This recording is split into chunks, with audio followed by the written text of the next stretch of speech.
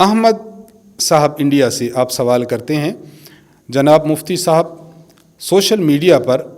حدیث کے نام سے ایک بات پوسٹ ہو رہی ہے، حضرت جبرائیل علیہ السلام آسمان سے کتنا قطرہ بارش ہوتی ہے، فرماتے ہیں کہ یہ میں گن سکتا ہوں اور شمار کر سکتا ہوں، لیکن جوانی کی عبادت کا ثواب اتنا ہے کہ میں گن نہیں پاتا۔ اس بارے میں کچھ تحقیق کے ساتھ جواب دیجیے، جزاک اللہ خیرا کثیرا۔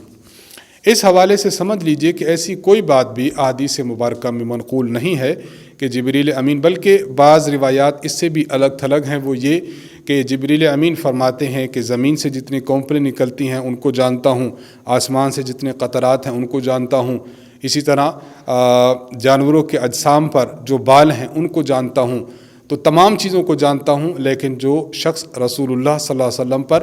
درود شریف پڑھتا ہے اس کے ثواب کو میں نہیں جان سکتا۔ تو یہ بات بھی، اور جو احمد صاحب نے انڈیا سے ہمیں بات بھیجی ہے، یہ بھی احادیث کی کتب میں ایسی کوئی بات منقول نہیں ہے۔ یہ موضوع باتیں ہیں، من گھڑت باتیں ہیں جو عوام الناس میں رائج ہیں۔ اس لیے اس قسم کی پوسٹوں کو، اس قسم کی تحریرات کو یا اس قسم کے SMS کو دوسروں کو بھیجنے سے احتراز کرنا چاہیے۔